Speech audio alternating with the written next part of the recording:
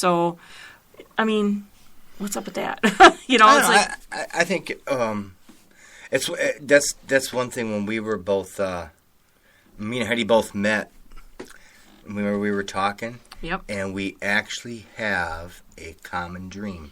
Yeah, like I'm sure everybody has dreams where they've had them through the years, like almost the exact same dream through the years. Right. And I have had one. And I had several when I was younger too, and it was the most terrifying of dreams. Even though to describe it doesn't sound terrifying at all.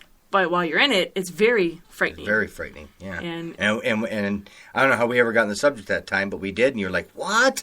We're both like, you do, and we both started describing this dream. It's very detailed, and it's all about big and little and a friend of ours stuff. It's had a daughter who was, I think she was about 14, and we brought it up, and she goes, oh my gosh, or she brought up her dream to us, but she has the exact same dream. Yeah. And it's very detailed. It's not like this in general thing that she was flying through the air. Something more specific. It's scary. It doesn't sound scary, but when you're in it, it sure is. So there's got to be more to it than just a physical thing. Now, there's something called the amygdala, and that's the amygdala. Yeah, that sounds better. That's the temporal lobe. That's the center. It gives the emotions and fears and aggression. But study has showed that during sleep paralysis or a night terror attack, there's an overwhelming amygdala activity. I can't say the word. Well, it's amygdala.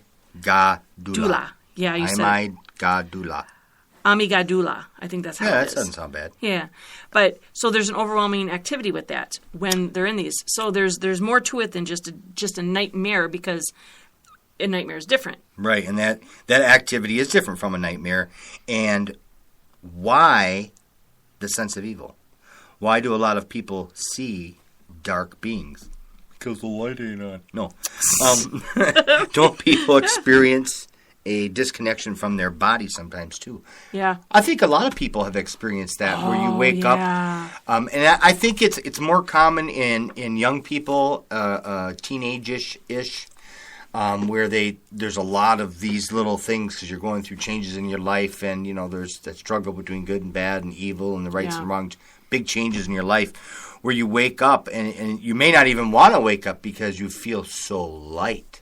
Yes. And you're in such awesome physical peace because you don't even feel like you're there, and you don't even want to move. You just feel like I'm here, but I can't feel a thing, and it's awesome. And then you wake up and for a few seconds you're like, I really don't want to move because this feels really good. Oh yeah.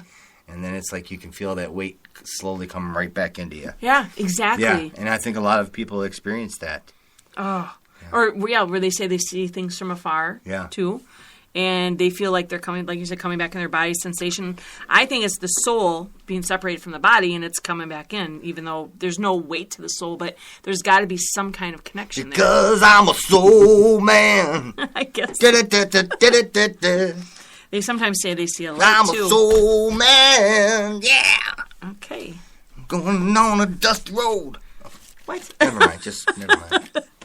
They do see a light, white or red sometimes, and they experience something very real, or they have a vision, like premonitions, right? Do you think that's God? Well, I tell you what. There was a story, and this was something that really, it turns out to be a great event in my life, because it changed you and I's direction. Okay. And there was a time I was in a non-denominational Christian church. And I was helping with the Awana. And it's a club for kids that teaches, younger people, biblical stuff. I was fairly new, but I knew enough. Not a fraction of what I know now. And I remember one of the students coming to me or just raising their hand or just speaking out anyways and say, hey, can God come to you, in your dreams and speak to you in your dreams? And my common sense told me, well, yes, of course he can. Now, maybe I don't have anything biblical because I wasn't really good at the Bible at that time. This is many years ago. I said, well, of course he can, because the God that I knew and still know can do anything at any time he wants. Yeah. I was quickly brought to the side and corrected that God no longer does these things. And Really? even though I had little knowledge of things at that time, it didn't sit right with me.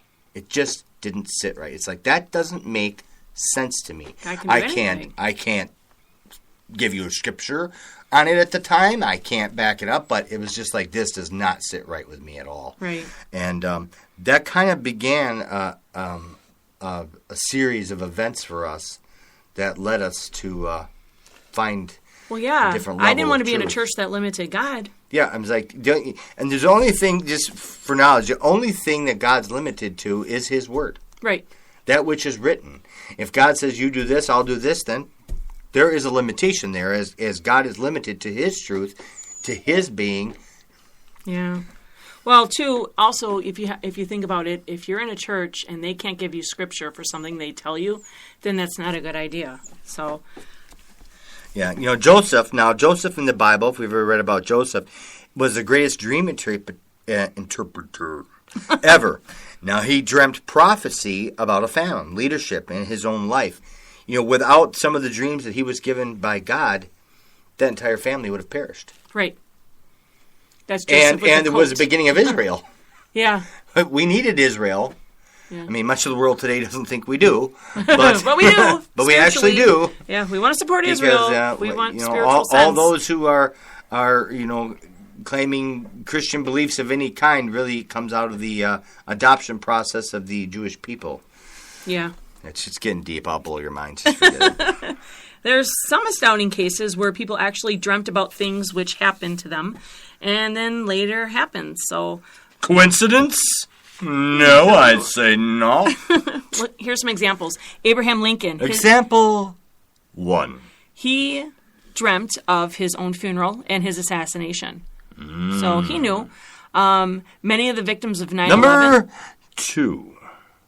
Many of the victims of 9/11 had dreams warning them about it. Mm-hmm. That's validated, too.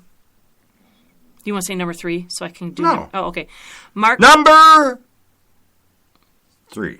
Mark Twain, he dreamt of his brother's death and how he was going to die, too. Wow. Yeah.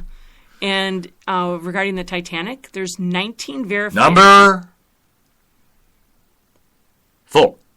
There's 19 verified documented cases of dreams about the tragedy happening before it happened.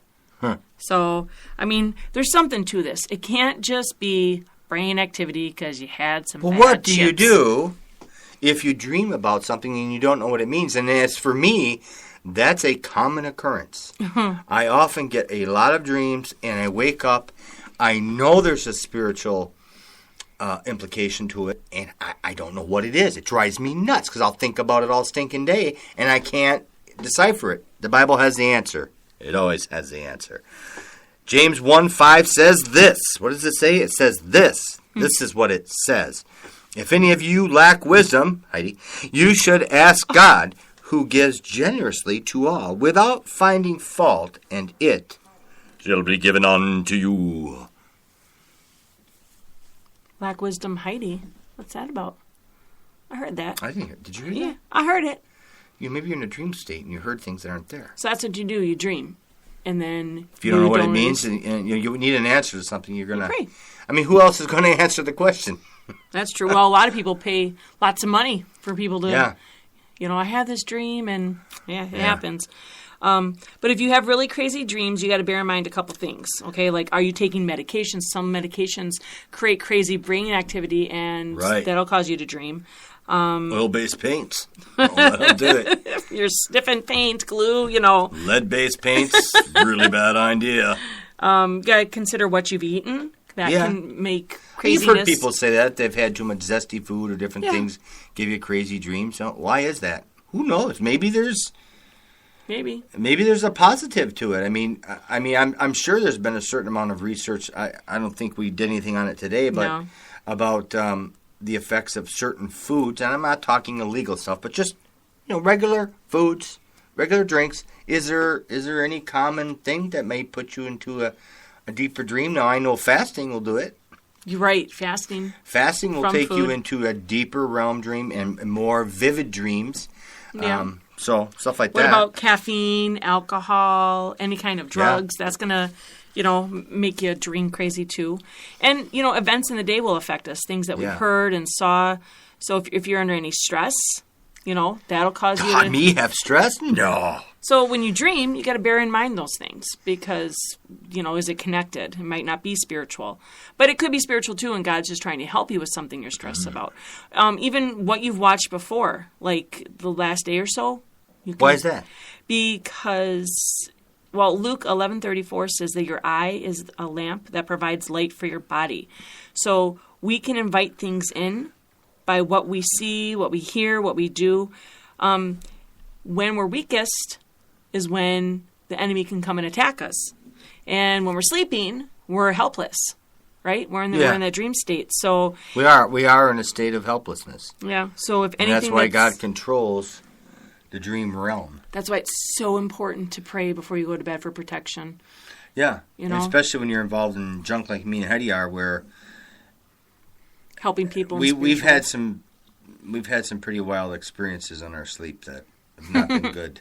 Yeah. Especially, I know me, and we won't go over this particular one, but it was crazy. Something I never experienced before or since, and hope I never do. Yeah. It was. It took me to.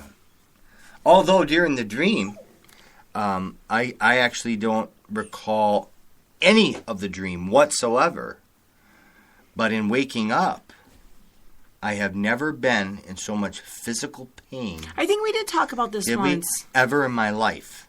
Yeah. And there is nothing on my body that didn't hurt. I remember you telling me your teeth hurt. And I'm everything hurt. I could hardly move, remember? Yeah, I do remember that. And I couldn't even move. And it took and I actually, I went to the doctor. It took me everything even to get to the doctor, and it didn't do me any good. He's like, well, maybe you got this, maybe you got that, but and then down the road we had somebody who kind of translated for us and said, well, here's what actually happened. Yeah. Well, what about night terrors? What about night terrors? Night terrors. What do we do with night terrors? Ephesians says this in 4:27.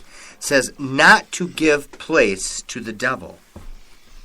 So when you give place to the devil and you open up doors and windows and you watch things you shouldn't watch and you practice things you can do, you're inviting stuff in.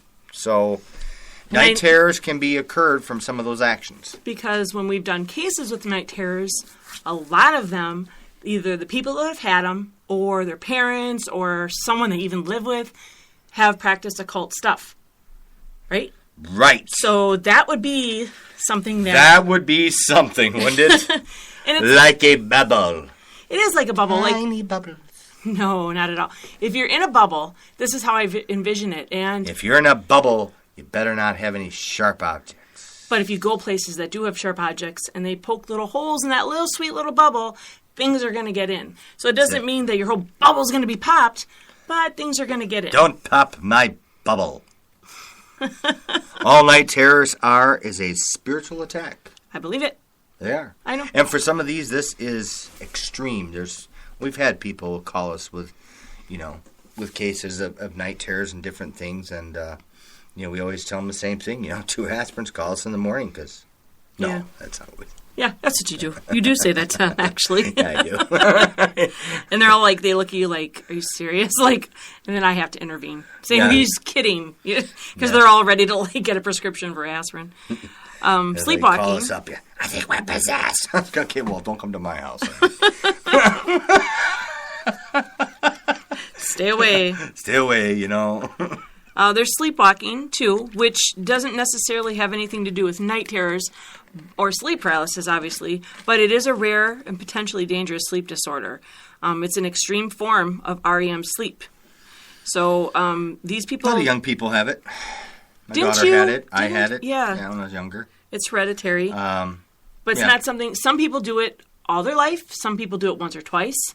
So, what do you think? Do you think it's spiritual? I'm not sure. I mean, there's maybe some that are more It's all part of that adolescent thing, so I'm not sure on all of that. There might be extreme cases that are a little different. Yeah, because there are adults that do it. But in the adolescent things, I think it's just something some people go through. Now, there's this guy. His name's Lee Hadwin, and he's a nurse by profession. But